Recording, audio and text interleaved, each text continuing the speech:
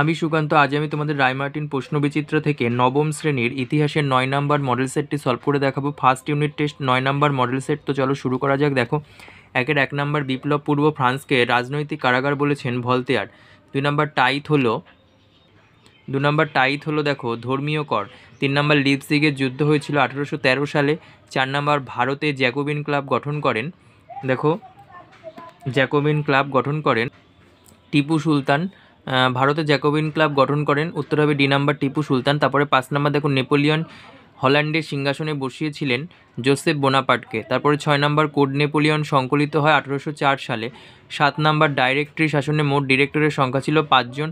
তারপরে দেখো 8 নম্বর, মানুষ স্বাধীন সত্তা নিয়ে জন্মায় কিন্তু সর্বত্রই সে শৃঙ্খলে আবদ্ধ, একথা বলেন রুশো।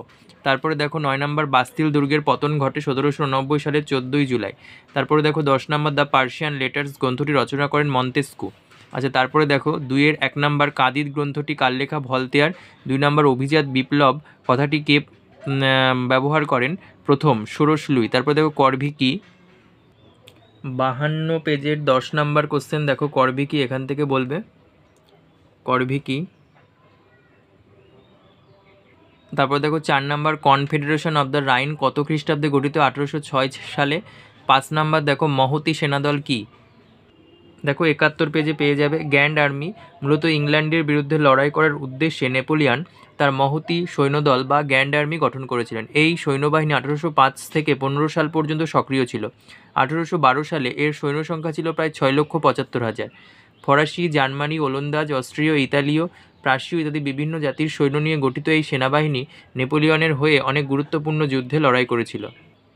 তারপরে দেখো স্তম্ভ মেলানো 3 নম্বর। 1 নম্বর দেখো আছে অর্থলোলুপ নেকড়ে, এটা হবে বি নাম্বার, ইন্টেন্ডেন্ট। 2 নম্বর, চতুর্দশ লুই, এটা হবে সি নাম্বার, আমি রাষ্ট্র। 3 নম্বর, নেপোলিয়ন, এটা হবে এ নাম্বার, গ্র্যান্ড আর্মি। আচ্ছা, তারপরে দেখো 4-এর 1 নম্বর, বিপ্লব পূর্ববর্তী ফ্রান্সকে ভ্রান্ত অর্থনীতির জাদুঘর বলা হয় কেন? 52 পেজের 1 নম্বর কোশ্চেন, এখান থেকে পড়বে দেখো। তারপর দেখো 2 নম্বর, টেনিস কোর্টের শপথ কি? 55 পেজের 36 নম্বর কোশ্চেন। দেখো টেনিস কোর্টের শপথ বলতে কি বোঝায়, এখান থেকে পড়ে নেবে। 3 নম্বর দেখো, মহাদেশীয় অবরোধকে দ্বিমুখী অস্ত্র বলা হয় কেন? দেখো 101 পেজের 58 নম্বর কোশ্চেন, মহাদেশীয় অবরোধকে দ্বিমুখী অস্ত্র বলা হয় কেন? এপাশে দেখো এই পর্যন্ত। 4 নম্বর দেখো, টিলজিটের সন্ধি কবে কাদের মধ্যে হয়েছিল? 99 পেজে 40 নম্বর কোশ্চেন, এখান থেকে পড়বে দেখো এই পর্যন্ত। তারপর দেখো 5 নম্বর, সন্ত্রাসের রাজত্ব বলতে কি বোঝো? 57 পেজের 68 নম্বর কোশ্চেন, দেখো এই পর্যন্ত লিখবে।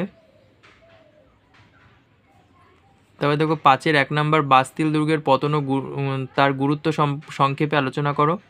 দেখো বাস্তিল দুর্গের পতন পেয়ে যাবে 44 পেজে 17 নম্বর কোশ্চেন।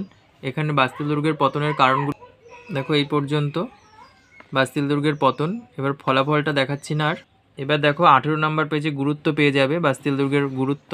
দেখো এখানে 1 নম্বর, এদিকে দেখো 2, 3, 4, 5 এই পর্যন্ত। তারপরে দেখো 2 নম্বর, মহাদেশীয় অবরোধ ব্যবস্থার ব্যর্থতার কারণ কি ছিল? 89 পেজে 16 নম্বর কোশ্চেন। দেখো মহাদেশীয় অবরোধ প্রথা ব্যর্থ হয় কেন?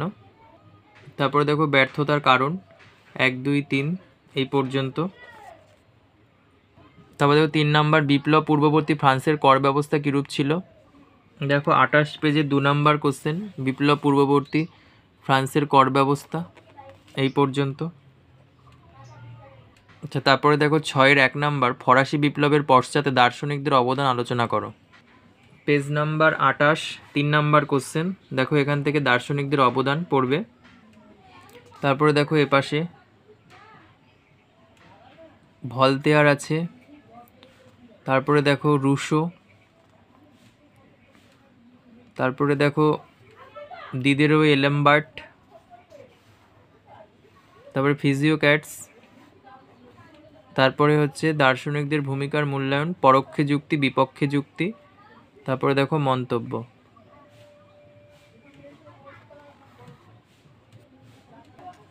দুই নাম্বার দেখো, কোড নেপোলিয়নের বৈশিষ্ট্য ত্রুটিগুলি লেখো। দেখো পেজ নাম্বার 87 পেজে পেয়ে যাবে কোড নেপোলিয়নের বৈশিষ্ট্য। এই যে ফরাসি বিপ্লবের সাম্য, মৈত্রী ও স্বাধীনতার আদর্শে রচিত নেপোলিয়নের আইন সংহিতার বৈশিষ্ট্য হচ্ছে আইনের দৃষ্টিতে সকলেই সমান, যোগ্যতা অনুযায়ী সরকারি চাকরিতে নিয়োগ, সামন্ততান্ত্রিক বৈষম্যের বিলুপ্তি। 4 নম্বর ব্যক্তি স্বাধীনতা ও সম্পত্তির অধিকারের স্বীকৃতি প্রভৃতি। তারপরে দেখো কোড নেপোলিয়নের ত্রুটি পেয়ে যাবে 98 পেজের 25 নম্বর কোশ্চেন। দেখো সমাজে নারীদের মর্যাদা হ্রাস এবং শ্রমিকদের গুরুত্বহীনতা ইত্যাদি। এছাড়াও ত্রুটি সম্পর্কে আরও পড়তে চাইলে পাঠ্য বইয়ের 39 পেজে দেখবে ত্রুটি অনেকটা বড় করে দেওয়া আছে, ওখান থেকে পড়ে নেবে।